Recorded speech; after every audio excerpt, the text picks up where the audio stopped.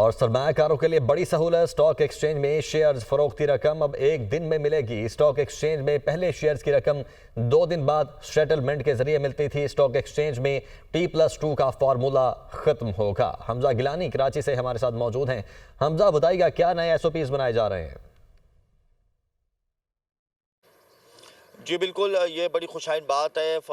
Stock exchange में जो investors हैं वो पहले T+2 के फार्मूले के ज़रिए इन्वेस्टमेंट करते थे। अब ये फार्मूला ख़त्म हो जाएगा और T+0 का फार्मूला अपनाया जाएगा।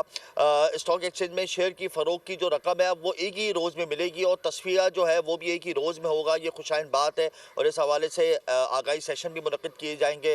नेशनल क्लियरिंग कंपनी ने इस हवाले से नोटिफिकेशन का इजरा कर दिया है। पाकिस्तान स्टॉक एक्सचेंज के तमाम ब्रोकरेज हाउस अब इस फार्मूले को अपनाएंगे।